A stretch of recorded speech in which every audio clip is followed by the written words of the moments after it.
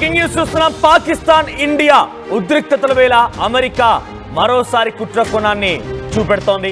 ఇప్పటికే పాకిస్తాన్ రక్షించే విధంగా భారత సీజ్ ఫైర్ అండర్స్టాండింగ్ లో మేమే భాగస్వామిగా ఉన్నాం, ఇండో పాక్ మధ్య యుద్ధాన్ని ఆపిన మేమే, అక్కడ ప్రజల్ని కాపాడిన మేమే అని చెప్పిన ట్రంప్ మరోసారి తన కుట్ర కోణాన్ని బయటపెట్టాడు. టర్కీకి పెద్ద ఎత్తున భారీ ఆయుధం ఒప్పందం జరిగింది టర్కీతో. సో టర్కీకి ఆయుధాలు ఇచ్చే విధంగా అమెరికా అంగీకరించింది. టర్కీతో ఆ ఒప్పందాన్ని కుదుర్చుకుంది అమెరికా. సుమారుగా $304 మిలియన్ విలువైనటువంటి మిసైల్స్ ని అమ్మేందుకు యుఎస్ గ్రీన్ సిగ్నల్ ఇచ్చింది. సుమారుగా $225 మిలియన్ విలువైనటువంటి ఆమ్రామ్ మిసైల్స్ ని టర్కీకి ఇవ్వనున్నట్టుగా తెలుస్తోంది అమెరికా. ఇక $79.1 మిలియన్ 60 బ్లాక్ 2 మిసైల్స్ ని అమ్మకాలు చేపట్టబోతోంది అమెరికా టర్కీ వైపుగా. ఇక పాకిస్తాన్కి అన్ని విధాలుగా సాయం చేస్తున్నట్టుగా టర్కీ ప్రకటించింది. ఈ నేపథ్యంలోనే టర్కీకి ఈ పెద్ద మొత్తంలో అమెరికా ఆయుధాలు సరఫరా చేయడం చూస్తుంటే ఏదేమైనా పెద్ద ఎత్తున భారత్ పైన అమెరికా ఇండైరెక్ట్ గా కుట్రలు చేస్తుందనేది మాత్రం చాలా క్లియర్గా అర్థమవుతోంది. ఆయుధాలతో పాటుగా ఆర్మీని కూడా టర్కీ మొన్న డ్రోన్లని ప్రయోగించడం కోసం పాకిస్తాన్కి పంపించింది. సో ఒకసారి క్లియర్గా వినండి. టర్కీ మన పైన దాడి చేస్తోంది. టర్కీకి మనం తెలియకుండా మన దగ్గర నుంచి ఎలక్ట్రానిక్ గూడ్స్ కొంటుంది కదా మాత్రం చూసాం. కానీ ఎలక్ట్రానిక్స్ గూడ్స్తో డ్రోన్లు తయారు చేసి ఆ డ్రోన్లని పాకిస్తాన్కి ఇచ్చి పాకిస్తాన్ నుంచి మన పైన ప్రయోగించింది టర్కీ. ఏకంగా పాకిస్తాన్కి అక్కడి టర్కీ డ్రోన్లను ఆపరేట్ చేసేందుకు ఆర్మీ పర్సన్స్ కూడా పంపించింది. సో ఈ తాజాగా మొన్న మధ్య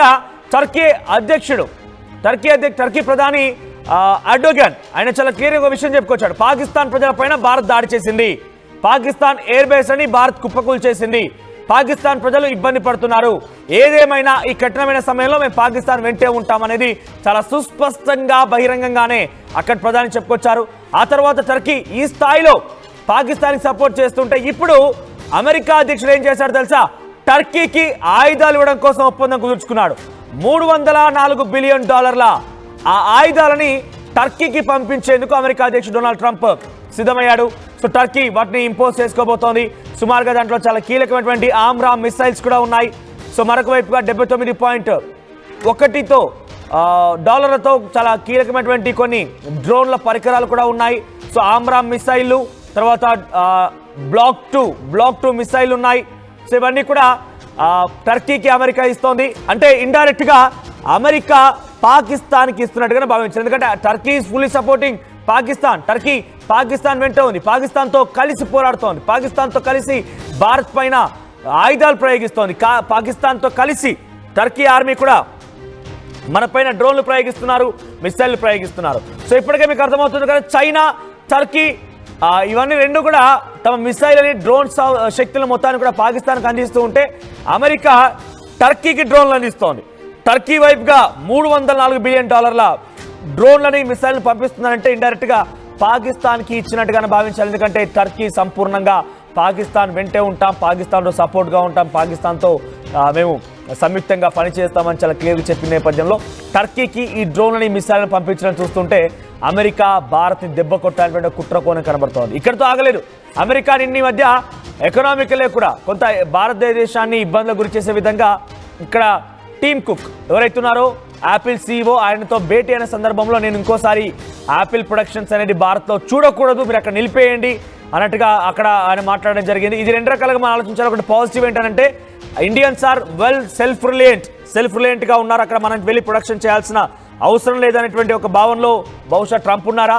లేదు అంటే కనుక ఆయన మాట్లాడిన మాటలు చూస్తుంటే ఇక్కడ బిజినెస్ పరంగా భారత్ వైపుగా ఆపిల్ కంపెనీ ప్రొడక్షన్స్ కనుక స్టార్ట్ చేస్తే అమెరికా రేపటి రోజున ఇండియా నుంచి ఆ ఫోన్స్ కొనాల్సి వస్తుంది, మాకు ట్యాక్స్లు పెంచుతారు, అనేక రకాలుగా ఇబ్బందులు పెడతారని చెప్పే ఆలోచనలో బహుశా డొనాల్డ్ ట్రంప్ ఉన్నారు. ఏదేమైనా కూడా అటు ఆర్థికంగా దెబ్బ కొట్టే పని, వాళ్ళని ఫిజికల్గా కూడా దాడి చేసే విధంగా టర్కీకి సపోర్ట్ ఇవ్వడం, డొనాల్డ్ ట్రంప్ ఎత్తుగడలు, డొనాల్డ్ ట్రంప్ యొక్క ప్రయత్నాలు చూస్తుంటే భారతదేశం డెఫినెట్గా కొంత ఆయనని అనుమానించడం కాదు, డెఫినెట్గా ఆయన చేస్తున్నారని మాత్రం భావించాల్సిందే. ఏదేమైనా డొనాల్డ్ ట్రంప్ ఈ కుయుక్తులు, ఈ ప్రగల్భాలు, ఆయన దుస్సాహసం, దురహంకారం భారత్ వైపుగా ఇప్పటికే కుట్రాన్ని బయటపడుతున్నాయి. మనం డాట్స్ అన్ని కలుపుతూ వెళ్తుంటే అంటే మనం చెప్తున్నట్టుగా టర్కీ పాకిస్తాన్కి సపోర్ట్ ఇవ్వడం, పాకిస్తాన్కి సపోర్ట్ ఇచ్చిన టర్కీకి ఆయన ఆయుధాలు పంపించడం, భారతదేశంలో ఉన్నటువంటి యాపిల్ కంపెనీ ప్రొడక్షన్ని నిలిపివేయాల్సిందిగా కూడా ఆయన పాకిస్తాన్ వైపుగా IMF నిధులను మరలించడం, ఇవన్నీ చూస్తుంటే భారత్ని ఇరకాటంలో పెట్టడం కోసమే డొనాల్డ్ ట్రంప్ ప్రయత్నం చేస్తున్నట్టుగా ఉంది. అసలు ఆయనకేం కాలం వచ్చిందో తెలియదు కానీ మొత్తం మీద భారత్ పైన అనేక రకాలుగా పన్నాగాలు పన్నుతూ భారత్ పైన దుస్సాహసానికి ఒడిగడుతున్నాడు డొనాల్డ్ ట్రంప్. మరి మోదీ దోస్త్ అంటాడు, భారతీయ ప్రజలు చాలా మంచి వాళ్ళు అంటాడు, భారతదేశం ఎక్కడున్నా కూడా తన సత్తా చాటుతుందని చెప్తాడు, టెర్రరిజాన్ని అంతమొందించాలంటాడు, పాకిస్తాన్కి సపోర్ట్ చేస్తాడు, టెర్రరిజాన్ని అంతమొందించాలని టర్కీకి ఆయుధాలు పంపిస్తాడు. భారతదేశం అభివృద్ధి చెందుతున్న దేశం, భారతీయులు చాలా మంచి వాళ్ళు, మోడీ నా దోస్త్ అంటాడు, మరి భారతదేశంలో పెట్టుబడులు వస్తుంటే అడ్డుకుంటాడు. ఆయన దుందుడుకు ప్రభావం, ఆయన యొక్క ద్వంద్వ వైఖరి ఎట్లాగా ఉందనంటే నిజంగా ఏదో కాలం వచ్చింది ఆయనకి, వచ్చి రాగానే దేశ విదేశాలపై పడిపోయి తానే పెద్దనలా వ్యవహరించాలి. ఆ గతంలో ఇటువంటి దురహంకారమే ఆయన్ని ఒకసారి అమెరికా ప్రజలు ఒడగొట్టేశారు. ఏకంగా మన తప్పు కూడా ఉంది ఇక్కడ కొంత, ఎందుకంటే భారతదేశంలో ఉన్నటువంటి చాలామంది సామాన్యుల కారణం మరి ముఖ్యంగా ప్రభుత్వం కూడా కొంత డొనాల్డ్ ట్రంప్కి సహకరించింది. డొనాల్డ్ ట్రంప్కి ఆయనకి ఓటేయమని కూడా కొన్ని సందర్భాల్లో చెప్పుకొచ్చిన సందర్భాలు కూడా ఉన్నాయి. ఇప్పుడు అది మాట్లాడడం సమంజసం కాదేమో ఈ సమయంలో, కానీ ఆ రకంగా ప్రయత్నాలు కూడా జరిగాయి. అంటే ఎక్కువగా డొనాల్డ్ ట్రంప్ వాళ్ళని నమ్మి ఇప్పుడు భారతదేశం మోసపోయింది అని అంటే అవుననే కనబడుతోంది. అవుననేటువంటి ఆ సమాధానమే దొరికే అవకాశం ఉంది. బాగా డొనాల్డ్ ట్రంప్ని నమ్మి మోసపోయినటువంటి దేశాల్లో భారత్ కూడా ఇప్పుడు చేరిపోయింది. డొనాల్డ్ ట్రంప్ ఎప్పుడు గోడ మీద పిల్లలాగా ఎటు దొరికితే అట్టనట్టుగా చూస్తూ ఉంటాడు. సో ప్రస్తుతం ఆయన పూర్తిగా భారత్ని ఏదో రకంగా ఇరకాటన పెట్టినటువంటి ప్రయత్నమే పెద్ద ఎత్తున కనబడుతోంది. టర్కీకి సుమారుగా $304 బిలియన్ ఆయుధాన్ని ఆయన సమకూరుస్తున్న టర్కీ దేశానికి. టర్కీ ఏమో పాకిస్తాన్ సహకరిస్తోంది. అంటే ఇండైరెక్ట్గా అమెరికా మళ్ళీ గతంలో కార్గిల్ వార్ సమయంలో ఏం జరిగిందో అదే మాదిరిగా మళ్ళీ పాకిస్తాన్కి సహకరిస్తోంది అమెరికా అనేది మాత్రం చాలా క్లియర్గా అర్థమవుతోంది. ఎస్, మరిన్ని అప్డేట్స్ మా ప్రతినిధి ఏపీ ఇన్పుట్ ఎడిటర్ కృష్ణమోహన్ సిద్ధంగా. అంతకంటే ముందు ఒకసారి మనం టర్కీ అధ్యక్షుడు ఎర్డోగాన్ ఏం మాట్లాడొచ్చు, చాలా క్లియర్గా పాకిస్తాన్ వెంటే ఉంటాను, పాకిస్తాన్కి సహకరిస్తానని చెప్పుకొచ్చారు. ఒకసారి టర్కీ ప్రధాని ఏం మాట్లాడారు చూద్దాం. In Pakistan and India, the tension that broke out was ended with ceasefire, and I wish to express our pleasure for this. The nefarious terror attack, or with the missile attack against Pakistan, we had a very clear stance. We expressed our support to the Pakistani public and the tension which reached serious levels, and in order to decrease it, we made efforts.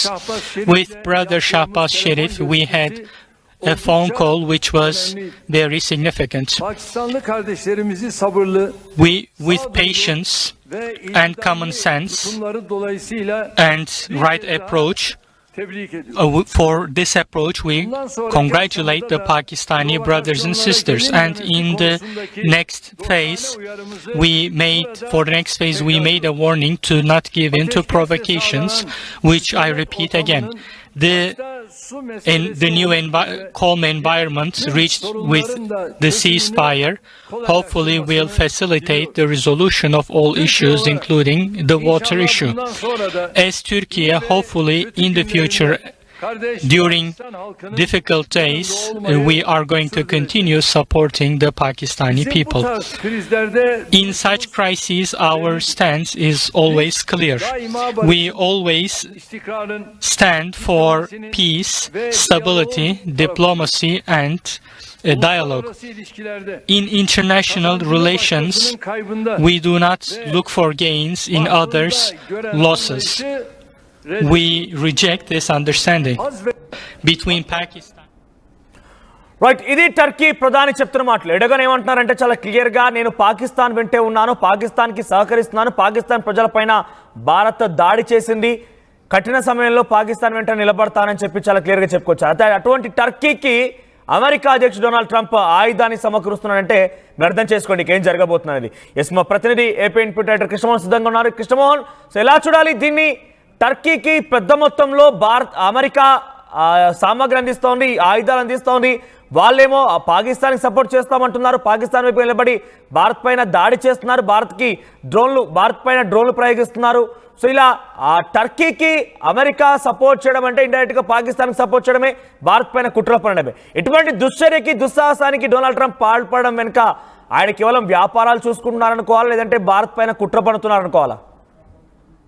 ఖచ్చితంగా ఈ వ్యవహారంలో basic గా Trump వ్యవహరిస్తున్న తీరు విషయంలో మాత్రం భారతదేశం ఇంకోసారి భారత్ అమెరికా మధ్య ఒప్పందాలు కావచ్చు, వాళ్ళ మధ్య ఉన్న స్నేహానికి కావచ్చు బీటలో వారే పరిస్థితి ఉంది అనేది చాలా స్పష్టంగా అర్థమవుతుంది.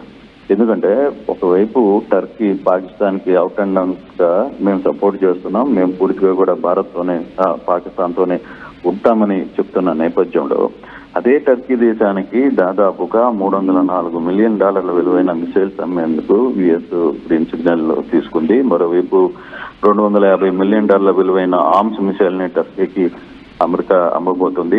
$79.1 మిలియన్ 60 బ్లాక్ 2 మిసైల్ ని అమ్మకాలకి సిద్ధం చేసుకుంది. అంటే దాదాపుగా $600 మిలియన్ ఇంచుమించుగా $600 మిలియన్ మిసైల్స్ ని టర్కీతో ఒప్పందానికి కుదుర్చుకుంటున్న పరిస్థితి. సో దీన్ని ఎలా అర్థం చేసుకోవాలి? బేసిక్ గా ప్రధాన పాత్ర పోషిస్తున్న ట్రంప్ ఈ రోజు ఈ వ్యవహారంలో భారత్ ని పూర్తిగా కూడా విస్మరిస్తున్నారు. భారత్ తో ఉన్న సత్సంబంధాలని ఆయన దూరం చేసుకునే ప్రయత్నం చేస్తున్నారు అనేది చాలా క్లియర్ గా అర్థమవుతుంది. అయితే ఇది ఒకవైపు మనం టర్కీ విషయంలో చాలా సీరియస్ గా స్టెప్లు వేస్తున్నాం, వాణిజ్యపరమైన అంశాలను పూర్తిగా కూడా రద్దు చేసుకుంటున్నాం, సెక్యూరిటీ పరమైన అంశాలని రద్దు చేసుకుంటున్న పరిస్థితి ఉంది.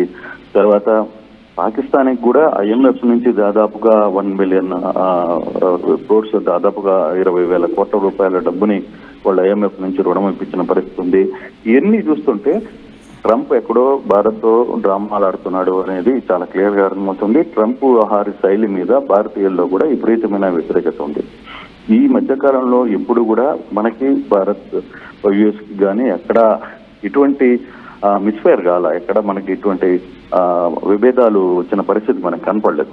కానీ ఇక్కడ చూసుకుంటే ఈ రోజు జరుగుతున్న వ్యవహారంలో మాత్రం ట్రంప్ వ్యవహరిస్తున్న తీరు భారత్ కి కొంత ఇబ్బందిగా మారుతున్న నేపథ్యంలో మరి భారత్ మౌనంగా ఉంటుందా? భారత్ ఎటువంటి సమాధానం చెప్పబోతుంది? భారత్ సీరియస్ గా వ్యవహారాన్ని చూస్తున్నారా? ఏ యాంగిల్లో దీన్ని ముందుకు వెళ్తారు అనే దాని మీద చాలా సీరియస్ గా ఇష్యూస్ అయితే నడిచే పరిస్థితి అయితే చాలా స్పష్టంగా కనబడుతుంది. అయితే చూడాలి దీన్ని ఏ విధంగా భారత్ దౌత్యపరమైన అంశాలకు సంబంధించిన వ్యవహారంలో ఏ విధంగా ముందుకు వెళ్తారు, ఏ విధంగా ముందుకు తీసుకెళ్తారు అనేది చూడాల్సిన పరిస్థితి అయితే ఉంది. ఏది ఏమైనా ఇప్పుడు జరుగుతున్న వ్యవహారంలో మాత్రం క్లియర్ గా కొంత ఇండికేషన్ అయితే భారత్ తీసుకోవాల్సిన పరిస్థితి ఉంది అమెరికా పట్ల.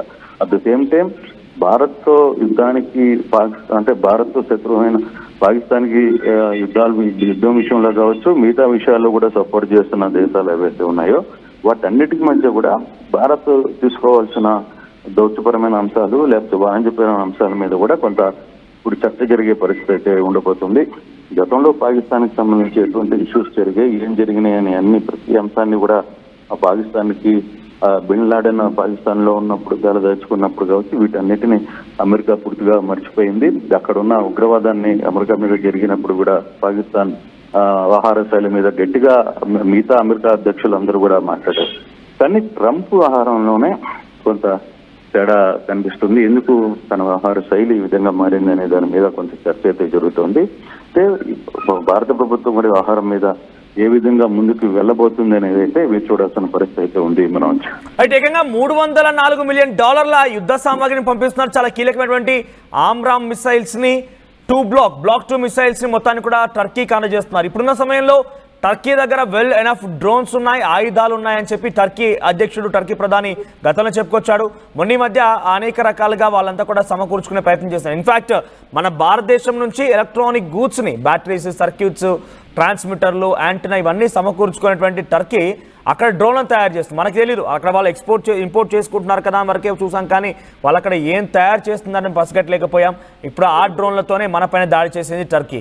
సో ఈ సిచ్యువేషన్లో ఇంకా ఆయుధాలని సమకూర్చడం అంటే ఇండైరెక్ట్గా పాకిస్తాన్కి ఇవ్వడం, పాకిస్తాన్లో ఉన్నటువంటి ఆ ఆర్మీకి అందించడం, పాకిస్తాన్ ఉగ్రవాదులకు అందించడంగానే భావించాలా?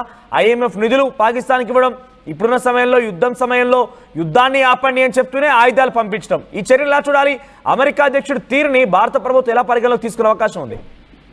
అంటే అదే ఇప్పుడే ఈ వ్యవహార శైలి మొత్తం కూడా వరుసగా జరిగిన పరిణామాలు, ఏదైతే భారత్ తో పాక్ యుద్ధం స్టార్ట్ చేసినప్పటి నుంచి జరుగుతున్న పరిణామాలు, ఈ IMF డబ్బులు నిధులు పాకిస్తాన్కి ఇప్పించడం కావచ్చు, లేకపోతే ఇతరత్ర జరిగిన వ్యవహారాలు, టర్కీకి మనం ఒకవైపు స్ట్రాంగ్ వార్నింగ్ ఇస్తుంటే టర్కీకి సహాయంగా వాళ్ళు ఈ మిసైల్స్ అమ్మడం, తర్వాత వాణిజ్యపరమైన అంశాలు అమెరికా అందరితో చేసుకోవడం, ఎన్నిటి మీద కూడా కొంత చర్చల మధ్యన జరుగుతున్న పరిస్థితులు అయితే ఉన్నాయి.